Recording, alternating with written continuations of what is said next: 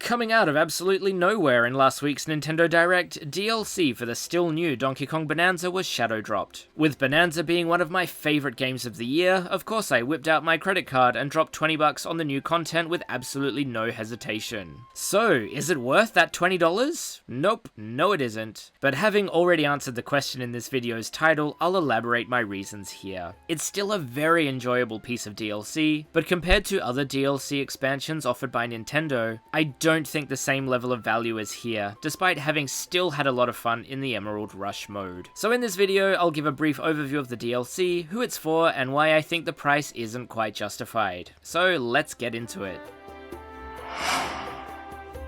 Taking place after the main story after, minor spoilers, the defeat of Void Kong, DK and Pauline are summoned to DK's home, DK Isle, where Void has set up a new business, mining for emeralds, the pre-ripened form of Banandium gold. So right off the bat, you're given free roam to explore DK Island. It's an incredibly small map, which is fine later when its purpose becomes more clear, but what I enjoyed most were the nostalgic references to Donkey Kong Country and DK64. I found some real deep cuts here, which I won't spoil, but if you have nostalgia for DK of old, then you'll definitely have your nostalgia bone tickled by what's on offer. But if you're a younger player or new to the world of DK, what's here will be totally lost on you. While yeah, you can seek out the Country trilogy on Nintendo Switch Online to make sense of some of the callbacks here, it's frustrating that DK64 is not up on that service considering how much fan service it gets here in Bananza, but I digress. DK Isle only serves two purposes: weaponized nostalgia to middle-aged gamers like me, and as a training ground for the new Emerald Rush mode. While it succeeds as both, it's frustrating that there aren't any main game goals here. There are no enemies to fight, no bananas to collect, no new costumes tied to fossils found here. So when you're not doing Emerald Rush, the only purpose DK Isle has is as a backdrop for fun photos, as Diddy, Dixie and Cranky can be summoned for photo ops, or as the island being a simple way to farm gold, with gold farming totally being a worthless addition for me who has already 100%ed the main game. While you can trade banana chips to squawks for collectible statues which show up around the island, and maybe creative players can come up with fun photos involving statues, it's a real missed opportunity for fleshing out the lore. The recent Switch 2 edition of Kirby and the Forgotten Land added lore dumps in its collectible statues descriptions, so that really would have gone a long way here in addition to just having statues unceremoniously dumped around DK Island. But it's not a huge deal anyway, so it is what it is.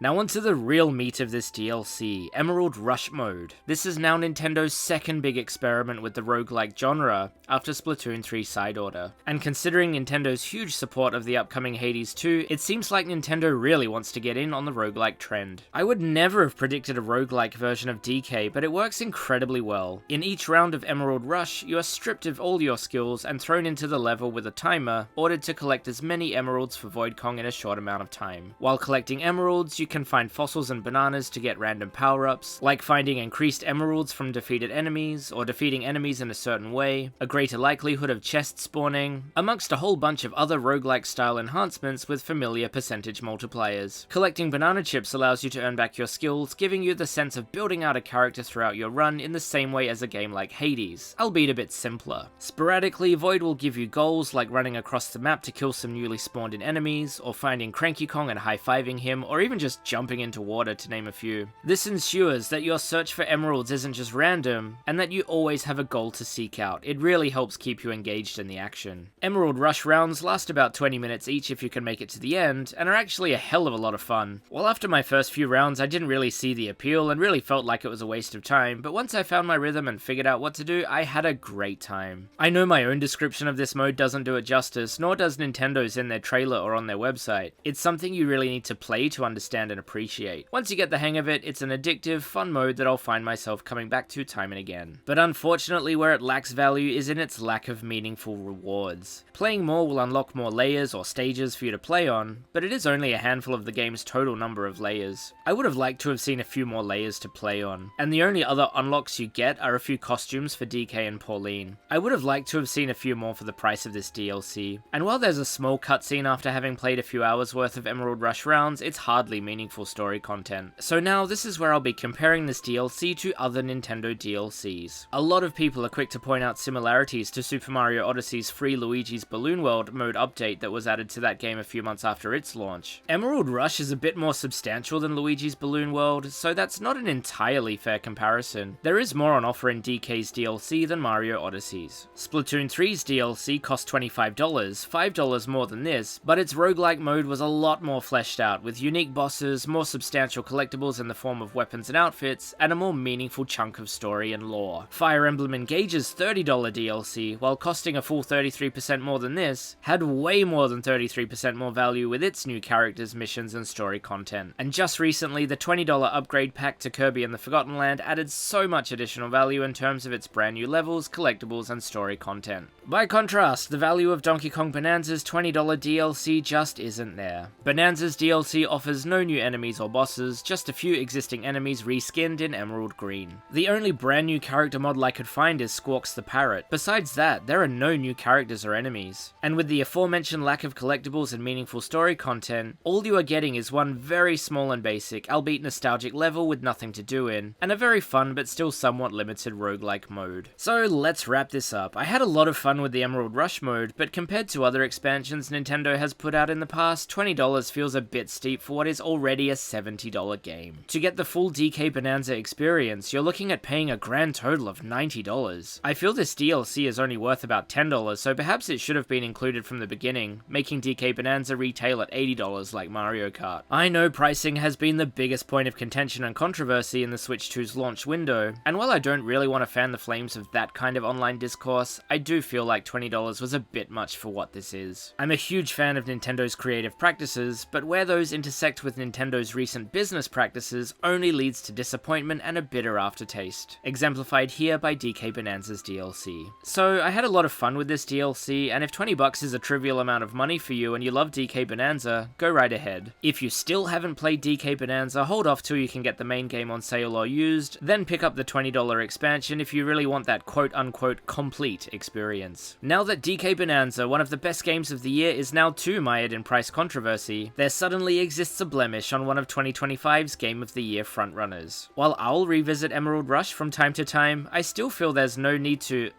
rush out and get this overpriced DLC. So thanks for watching till the end. What are your thoughts on the DK Bananza DLC? Is $20 really too much for this content? Whatever your thoughts, let me know down below and I'll reply to you. So thanks for watching, have a great one, and I'll see you next time.